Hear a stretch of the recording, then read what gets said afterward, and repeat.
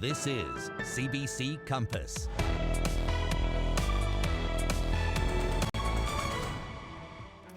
This is Wednesday, March 4th. Here's what's happening now on Prince Edward Island. Summerside eyesore, why one councillor describes a prime piece of real estate in the heart of the city's retail district a disgrace in our city. Running short as islanders try to protect themselves and contain the spread of viruses. Some store shelves are running low on things like hand sanitizers. And fake robbery. A Charlottetown roofer who falsely claimed his building materials were stolen was sentenced today. The 41-year-old man was convicted of fraud and falsely reporting a crime. Good evening. Thank you for joining us on Compass. I'm Louise Martin. Frustration is growing in Summerside over a vacant building in the heart of the city's retail district. It's the former school property on Granville Street. There have been many plans for it over the years, but none have come to be. And now City Council is taking steps to change that. Wayne Thibodeau has more. In an absolute disgrace in our city, in the heart of our business district. That's how Summerside City Councillor Corey Snow describes the boarded-up building. It used to be home to hundreds of Holland College students, but for the past 12 years, it's sit empty. Graffiti replaces signs that used to welcome people to the property. Snow says the time for talking is over. He's pushing City Council to declare the property unsightly and force the property's owner, Tim Banks and APM, to do something with it. I'm more than willing for us to sit down and have discussions, but there's got to be some work done on their end to show the city that, you know what, they do respect our city and they're willing to do some work to improve what we currently have here. Fire officials have concerns about the building too. Summerside Fire Chief Ron Inman says they've had to fight a handful of small fires in the building. He describes the inside of the building as hazardous.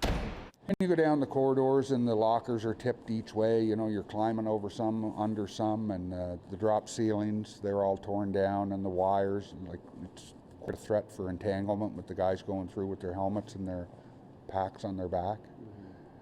Oil on the floors, just a lot of hazardous things that they couldn't counter, and it's a big building.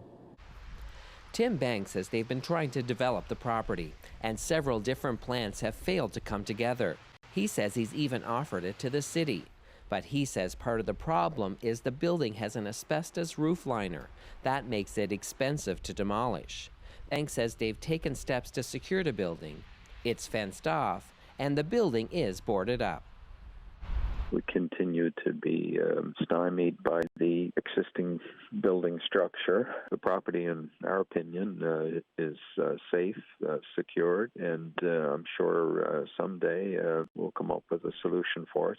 This week, City Council agreed to take a look at its legal options. They're also looking at the possibility of hiking property taxes on vacant buildings as a way of encouraging owners to develop those properties. But the fight to get this building developed begins with a call to Tim Banks. Wayne Thibodeau, CBC News, Summerside.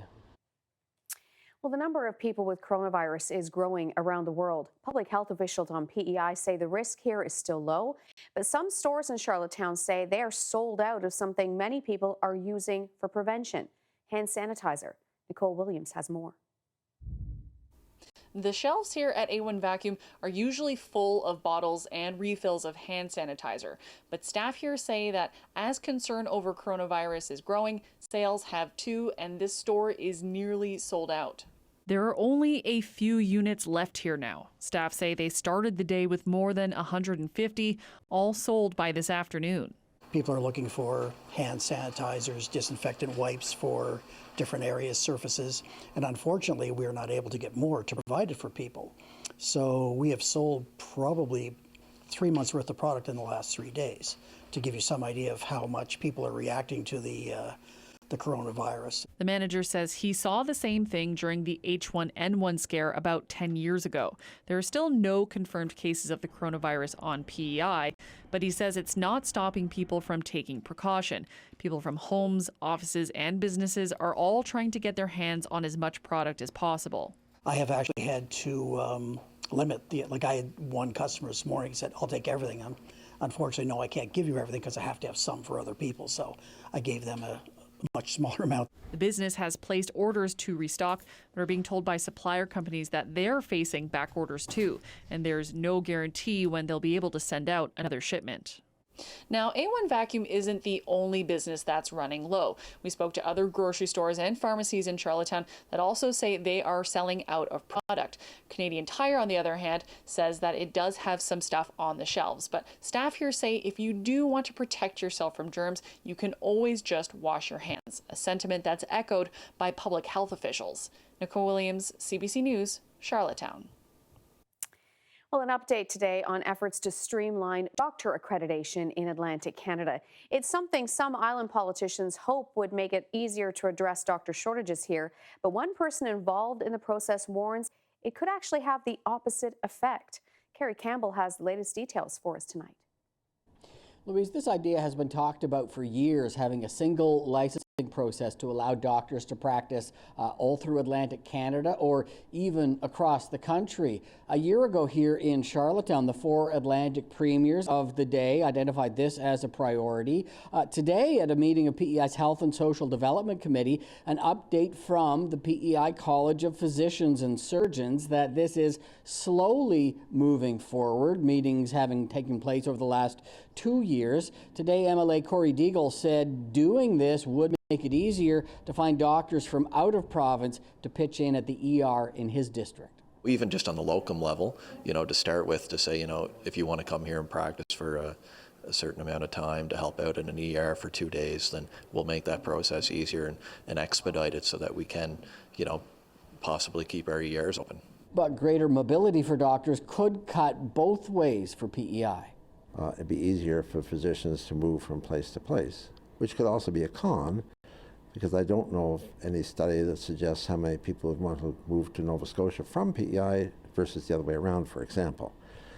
So I don't know if it'd be a net gain or loss.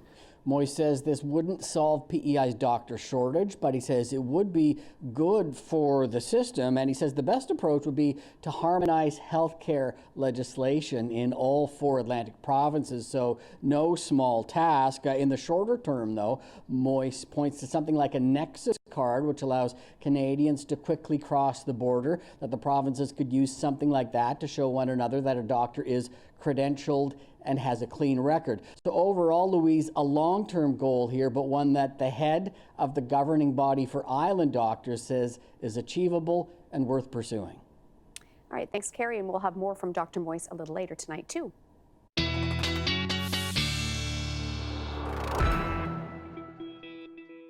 Well, Jay, Scotland back on the road tonight, where our backyard rink tour takes us inside, an old barn in Orwell. Nice to be inside tonight, Jay.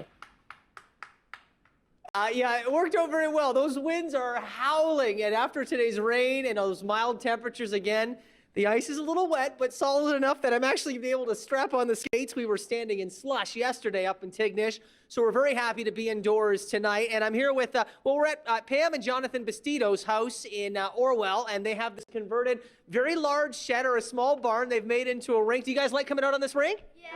All right, you guys are all on the same team, right? What's the name of the team? The Pownal Attack. Okay, and that's part of the Red Devils organization out here. We got a couple of Red Devils behind us as well, right? So who lives here, by the way? And then everybody else just friends that like to come by and use the rink? Yeah. All right, this counts as like an unofficial practice tonight, right? Yeah. All right, and you guys have a cheer. Do you guys mind giving us your cheer that the attack say before they, well, I guess make the attack on the ice? Yeah. All right, let's hear it. 3, 2, 1. Who's gonna win? We are. Who's gonna lose? They are. How we gonna do it? Shoot, pass, kick some butt. Shoot, pass, kick some butt. All right, I like that. I like how we didn't try to rhyme that one. Thank you very much, boys. You can go play some hockey. I'm going to do the weather while these guys get a practice in here at the Bastido residence. All right, let's take a look now at temperatures across the island, and we're going to zoom in on those winds in just a moment as well, because we are looking at very gusty conditions. At the moment, those winds are out of the southwest, so temperatures for the most part, North Cape the exception, still a degree or 2 above the freezing mark. And yeah, these are a look at the sustained winds. We're going to check in on the peak gusts coming up in your full forecast in just a few minutes. But southwesterly winds becoming more westerly over western PEI already, 30 to near, over 50 kilometers per hour. Gusts likely beyond that. We'll check in on those gusts shortly. Still seeing showers for central and eastern areas. You may already be seeing that wet snow mixing in up west. And what's going to happen tonight is those winds will become westerly, 40 to 80 kilometers per hour. Temperature's going to fall to around the freezing mark. And we're going to look at some slushy accumulation. We'll go over potential amounts shortly, but it will be enough to make those roads messy. And with those winds roaring through, blowing snow and poor visibility could be an issue tonight through tomorrow morning. Not a huge amount, but enough to make travel conditions a little bit dicey over the next 24 hours. Louise? All right, thank you, Jay. A man who pretended someone stole from him is going to jail. He works as a roofer and posted on social media that thousands of dollars in building materials were stolen. He went to police and wrote about it on social media as well. Brian Higgins was in court today for his sentencing and has details. Louise, it happened in January of last year. The roofer was about to start a job on a big old apartment house in downtown Charlottetown. Now, according to the Crown, his clients had already paid him $4,000 for materials, including sheet metal roofing. Now, he claimed that someone came in the night and carted it off. He went to trial here in provincial court defending that claim.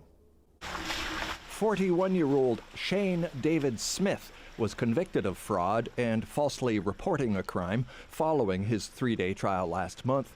In court today, we heard that 50,000 people viewed his social media posting about the alleged theft. According to the Crown prosecutor, the only tip that generated was a call to police saying Smith never bought the roofing in the first place. The victims are the married couple that owned the apartment house. One of them was in court today. Smith has admitted that he overcharged them for replacement materials they agreed to help pay for.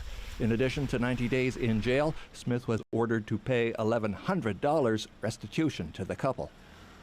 And Louise, the judge is allowing Smith to serve his 90-day sentence on weekends. That's so he can continue to run his roofing company and repay the victims.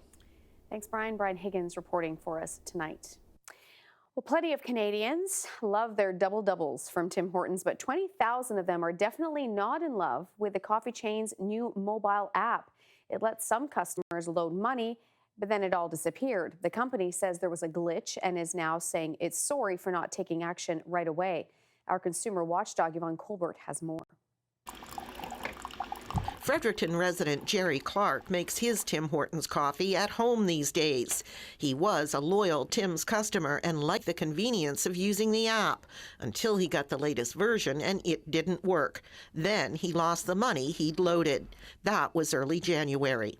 At this point in time, they still had over $20 of my money locked into this app that they weren't allowing me to access. Clark was equally frustrated trying to get the company to respond to his inquiries. I would like to have an explanation as to what happened and why, and I think it's unconscionable on Tim Hortons' part to continue to promote an app that they blatantly know is not working properly, is taking people's money, and is not giving them the rewards that they're anticipating. Tim Hortons maintains Clark used the money, but he's not the only one with this problem.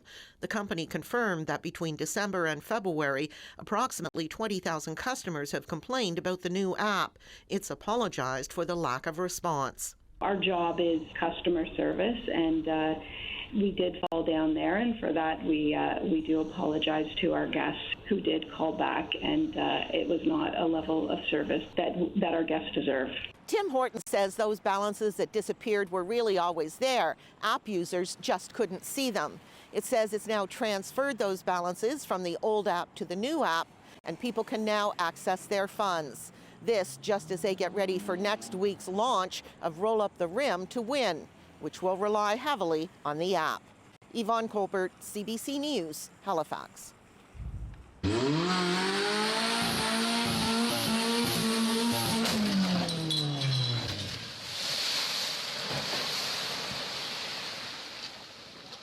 Well, that video is actually a stunt, and now a Nova Scotia man is facing multiple charges over it. He drove the car, as you just saw, off that wharf on purpose.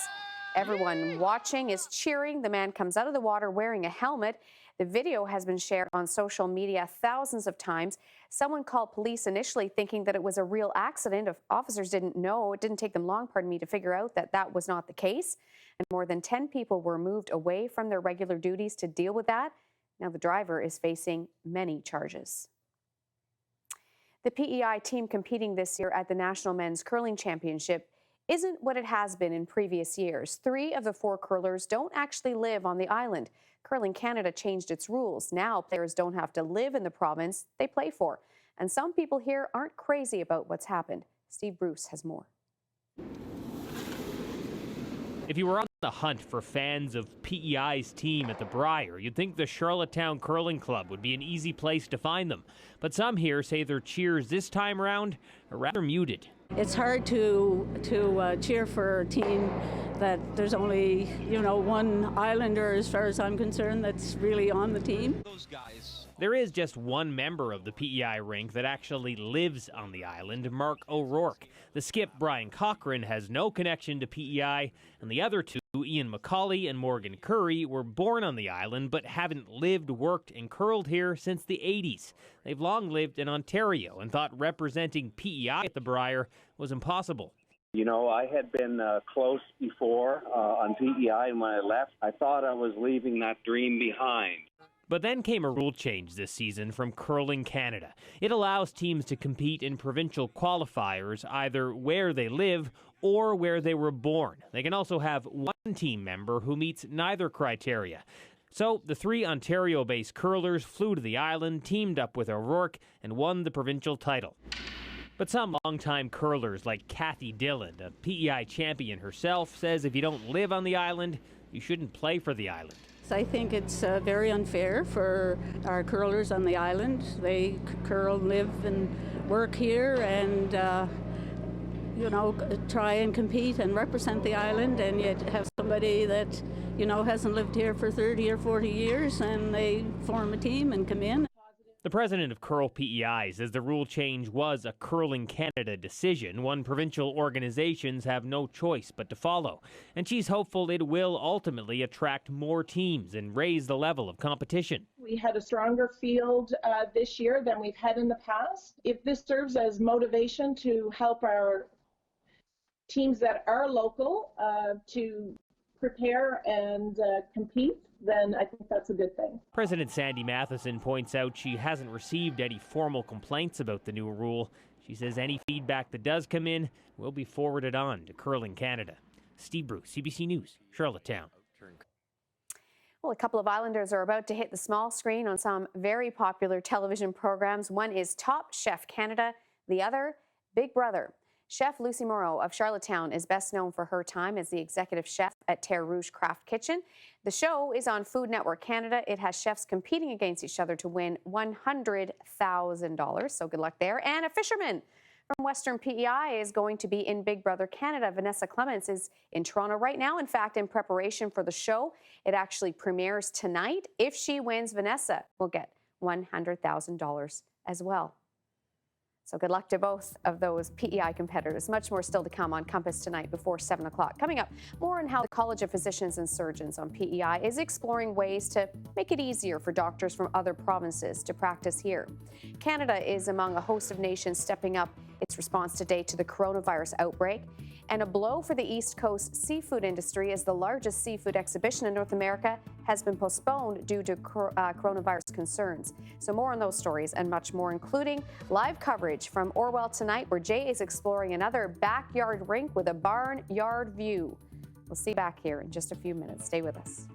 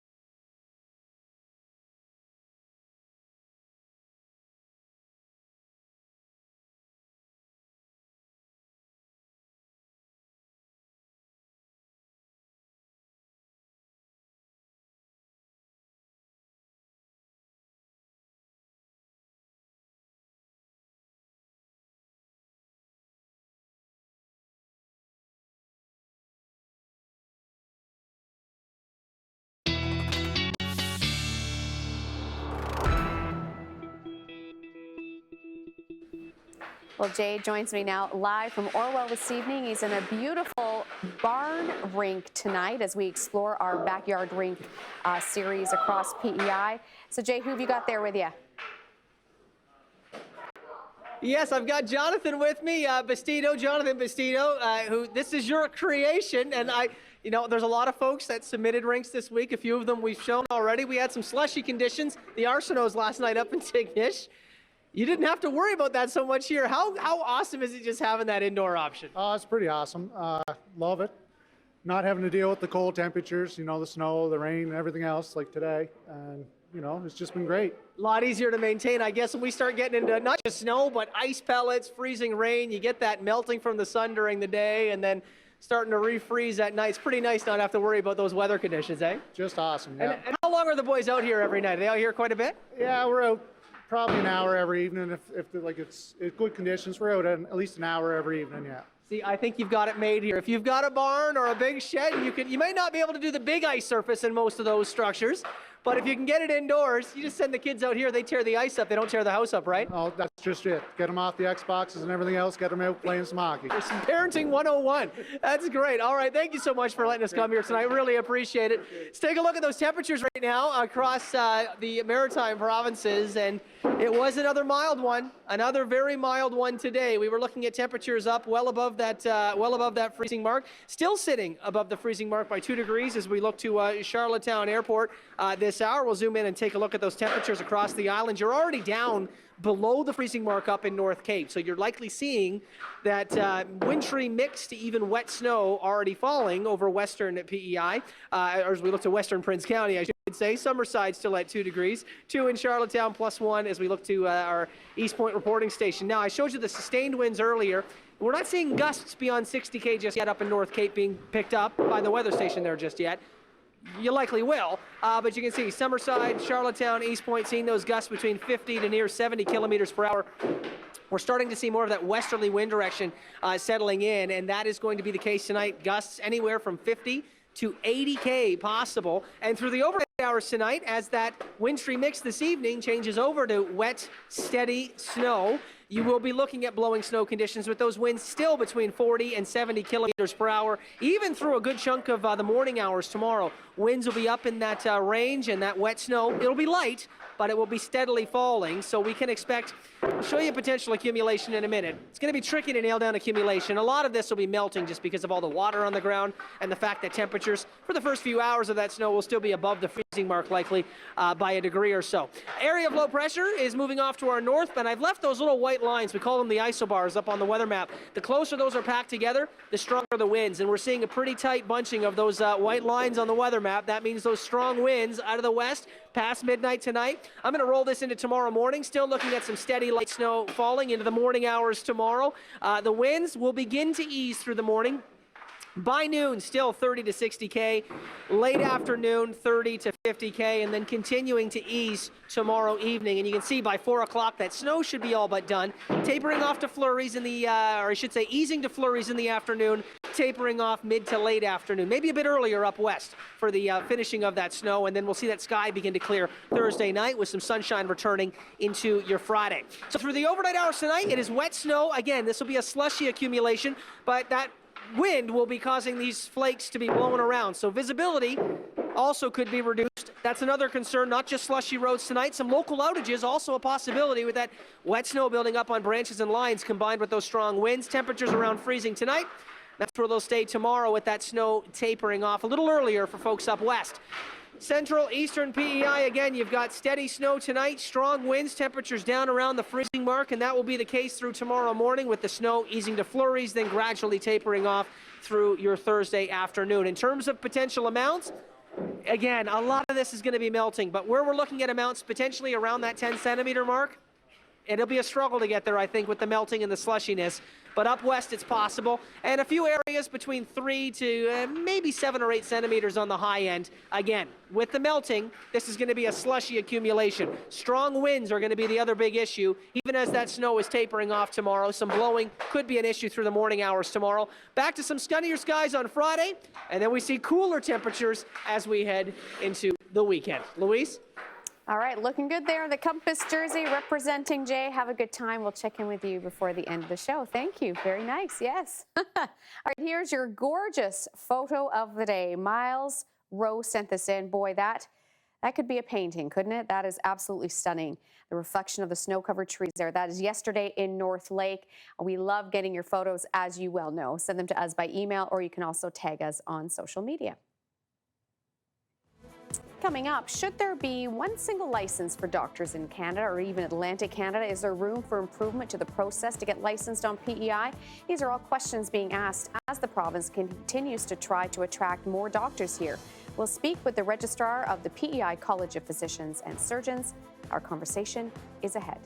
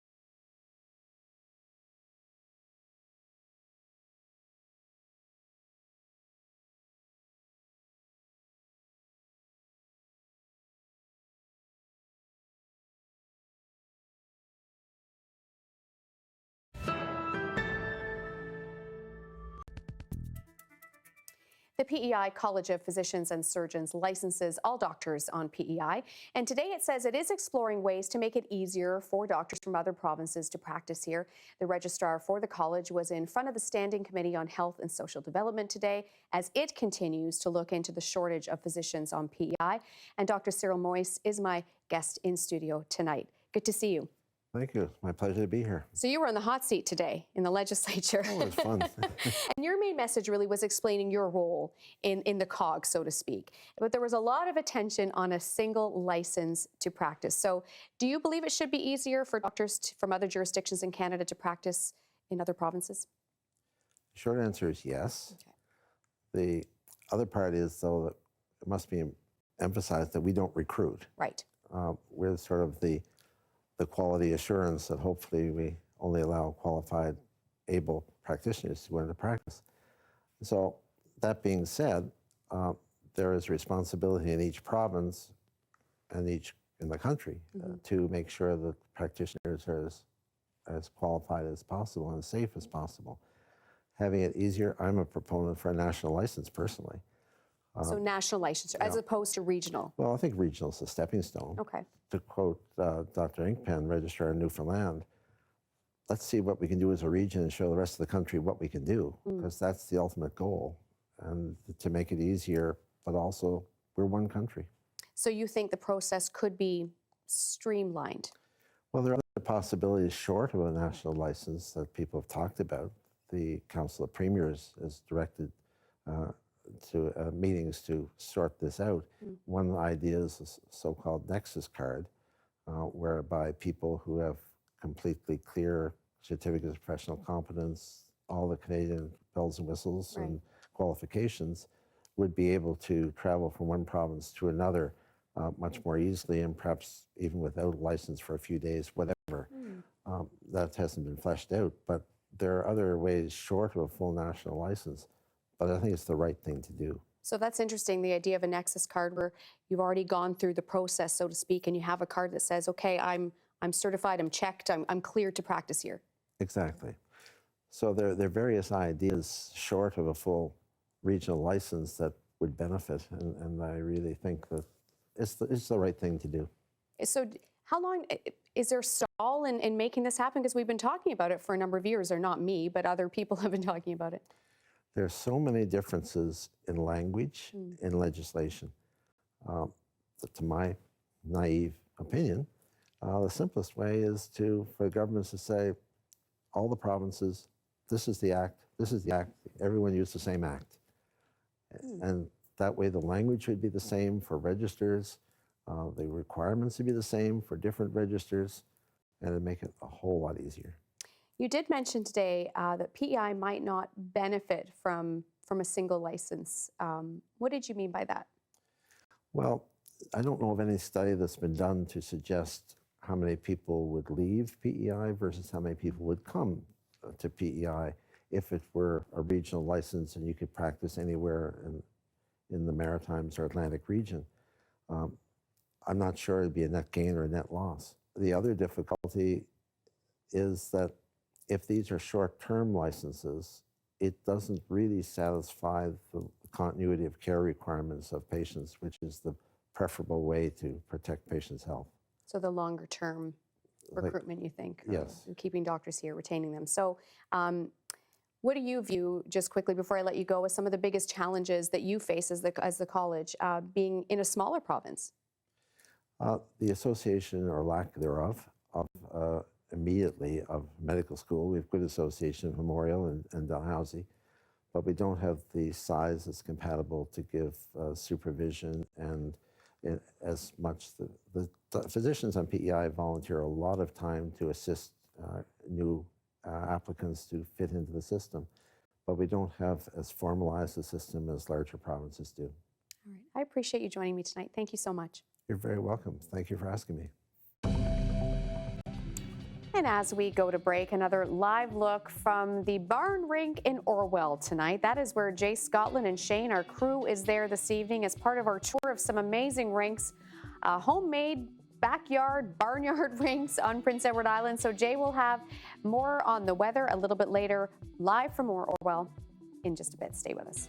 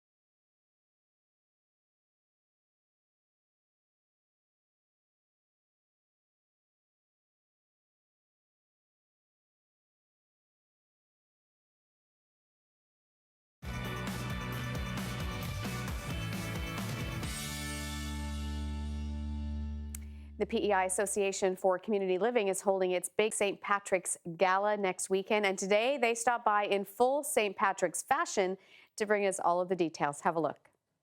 I'm here with Daniel, Pauline, Ryan, Tony, and Heidi from PEI ACL, the Association of Community Living, here on PEI. Big event coming up. When is the event? The event is March 14th. The doors open at 6:30. Okay, and this is the St. Patrick's Gala. That's correct. And we should talk a bit about the organization, first of all, because this is a fundraiser for a very, very, very good organization, very good cause here. It's helping out a lot of Islanders, right? Yeah, that's right. Our association works with individuals with intellectual disabilities, and we help their families govern the system and kind of navigate the system and try to get any supports that they need. So advocacy and outreach for folks here, not just in one city or one county. This is island-wide. And speaking of island-wide, we have a new venue. Actually, I'm going to ask Tony this question. Tony, where is this taking place? At the Charlottetown Hotel, 3 days after my birthday. Well, happy early birthday, first of all. And that'd be the Rod Charlottetown. So you got a nice historic venue for this one. Used to be at the Playhouse in Georgetown. Beautiful Playhouse. You've outgrown that venue. That's not a bad problem to have for a fundraiser. No, we're happy to have moved to the Charlottetown Hotel in Charlottetown, and we're hoping to fill the place with 150 folks, and we will have an evening of a three-course delicious dinner. We will have live auction, silent auction, and lots of door prizes, and we will have then phase 2 to dance to, and hosted by our very own Oh, yes, I will be the host for my third time. So since this event actually got underway, and speaking of prizes, this is a great prize here. It's $100? Yeah. Yeah, and how much is this going to cost me to get a ticket for this? $5. $5. Thank you, Ryan. You'll be hosting as well at the event. So your chance to win prizes like this, 100 lottery tickets for a $5 prize, or $5 cost, and also that Fly Anywhere WestJet Flies prize as well, right? Very much appreciate that donation. Yeah, so if we want to get those tickets to come to this event, there's only about 30 left. Yeah, we're getting way down there in numbers, which is great. We would like to sell out, though. There's going to be lots of fun to be had. All right, so don't sleep on it. Act fast on those tickets. And real quick, Daniel, if I want to get those tickets for not next Saturday, but the Saturday after next, where would I do that? Okay, you're going to call our office and talk to Julie Smith. Her phone number is 902-439-4607. And also we have a Facebook page, the Prince Edward Island Association for Community Living, and you can get in contact with us there as well. There you have it. Full details on Facebook, or give Julie a call to get those tickets. Only about 30 left, so act fast. Love the St. Patty's gear as well. That's awesome. If you'd like to be in our community segment, get in touch with us here at CBC PEI. The number to call, 629-6480, or email us, compass@cbc.ca.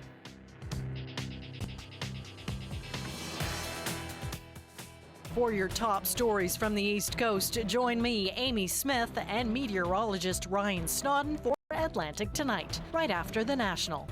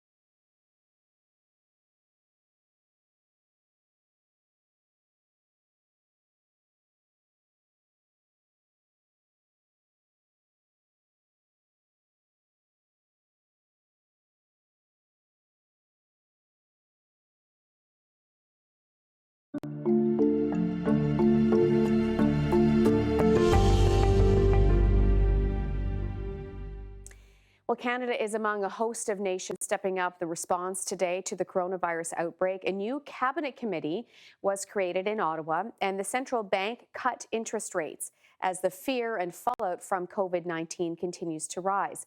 Now, the disease has spread to more than 80 countries with almost 100,000 people infected, and that is prompting some drastic new measures all around the world. Simon Dingley has the details. These British schoolboys are trying to give the coronavirus the boot. Instead of shaking hands, they're greeting each other foot to foot in an effort to stop the virus's spread. In Italy, with the most deaths outside China, the government is closing all schools and universities tomorrow until mid-March. This man supports shutting school doors. He has a child and worries about other students spreading the virus. Here in Canada, the Prime Minister is promising to coordinate efforts with the premiers and international community.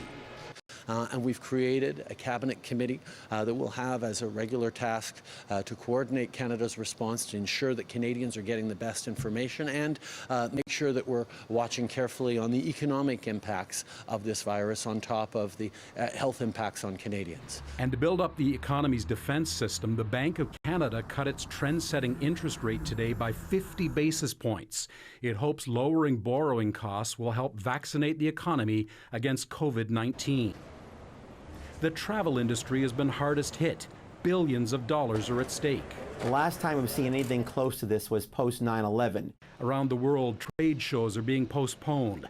Businesses are flying fewer employees, meaning flights are being canceled. Today, German airline Lufthansa grounded another 150 aircraft. The airline is part of the Star Alliance with Air Canada. Major airlines have stepped up their cleaning procedures on planes in reaction to the disease. The White House met with their CEOs today. All passengers on all direct flights from all airports in Italy or South Korea are being screened on multiple times before they board any of these airlines. Even James Bond has fallen victim to coronavirus fears.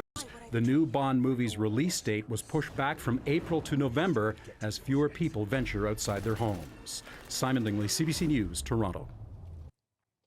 So meantime, the province of Nova Scotia has actually canceled every international school trip planned from now until April. The education minister says this is in response to anxiety over the spread of coronavirus, especially in Europe, and that is where many of the students were actually going. About 1,200 children were booked to go on trips. Deputy Prime Minister Chrystia Freeland is chairing the new coronavirus cabinet committee that the Prime Minister mentioned, which held its first meeting this afternoon. At a news conference afterwards, Freeland says she wants to assure Canadians that everything possible is being done to keep them safe. This response will be a national response. We have been working very closely with our provincial and territorial colleagues, and we will continue to do so, and we are united in our commitment to keep Canadians safe. I've been working closely directly with the premiers for weeks. My colleague, Minister Hajdu, has been working very closely with provincial ministers of health, and the Prime Minister and I are looking forward to meeting with the premiers in Ottawa next week, when this issue, of course, will be on the agenda. Merci beaucoup. At that same news conference, Canada's Chief Public Health Officer said there were no new cases of coronavirus reported today and no evidence of community transmission. All 33 infections in this country are related to travel or close contact with travelers. Well, the largest seafood exhibition in North America has been postponed due to concerns about COVID-19. It is a blow to people in the industry on Canada's East Coast. Chris O'Neill-Yates reports from St. John's. Deals are made, relationships forged on the floor of the Boston Seafood Show. 18,000 people from all over the world were expected to attend this annual event next month. Shrimp, snow crab, lobster, and other wild seafood is exported from Newfoundland and Labrador, $1 billion worth every year. The Fish Food and Allied Workers Union represents 12,000 seafood workers in the province. There's definitely a lot of concerned people right now, and particularly something like a virus like this is certainly unexpected. Keith Sullivan is concerned about how markets for seafood will react. Newfoundland and Labrador exports most of its seafood to the U.S., the UK, and Asia. So people consume a lot of this at restaurants, And if people are not going out, that's certainly a concern, and that can impact market prices. It can impact our economy in places like Newfoundland and Labrador, where it's a major industry for us. COVID-19 has certainly cut into Asian markets for sea urchin roe. It's a new product for processor Danny Dumaresque. The main market is Japan, but China was a significant consumer. Dumaresque's sea urchin roe market has become the victim of unintended consequences. As China closed its markets, his competitors have elbowed into his main market, Japan. It creates an oversupply situation and drives the prices down over 50% of what they were in December.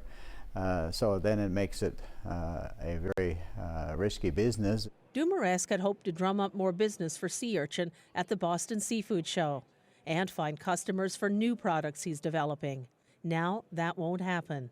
Sullivan says there is still the possibility that seafood markets could rebound. We were headed for a year where markets looked very good, very stable, and that still may be the case. It's the kind of optimism fisheries workers must cling to in an industry that has had to survive adversity many times over and may have to do so again. Chris O'Neill Yates, CBC News, St. John's.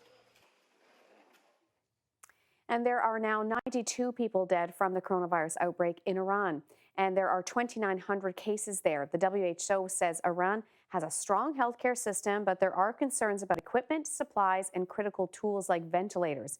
The outbreak in that country has affected almost every province there.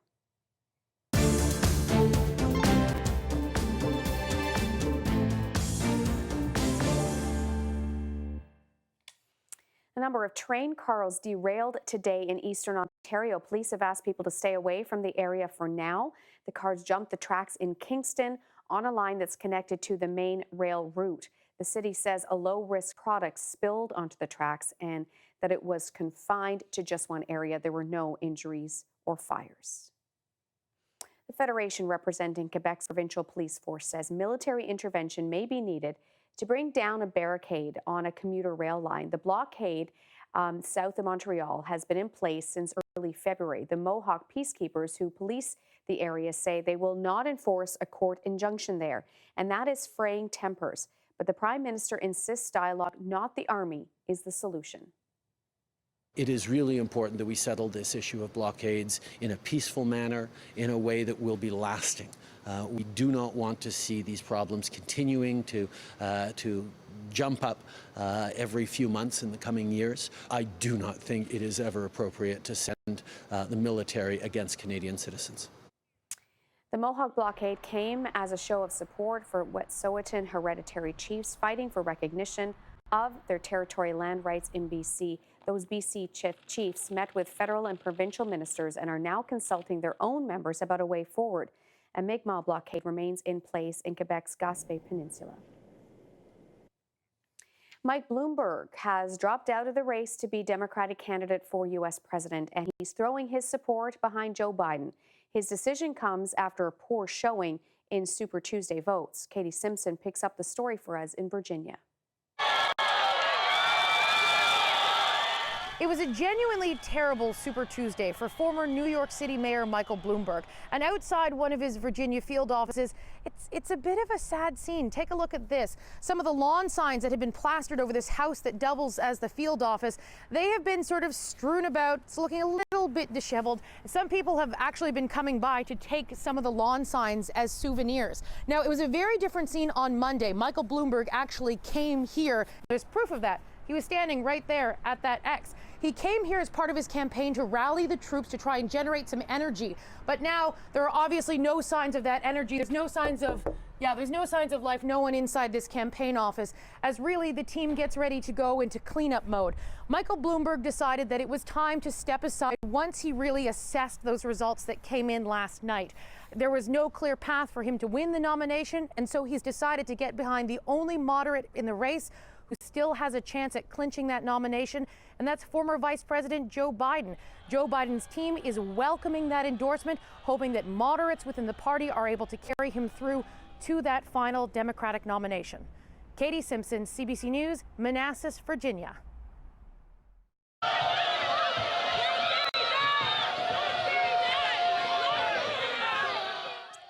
as Joe Biden delivered his victory speech last night, two protesters separately rushed the stage. They were shouting and holding signs that read, "Let Dairy Die." Biden's wife, Jill, reacted swiftly, as you can see here. She got herself in between the protesters and her husband. She then told the audience they were okay after the protesters were removed. All right, here's a look at the markets today. Much brighter day for investors. So the Canadian dollar was down a bit, 74.67 cents US. The TSX up 355. The Dow up over nearly 1,200 points on the day. This is all a relief rally thanks to interest rate cuts. Quick check of commodities for you, where we saw the price of oil lower, as was gold today.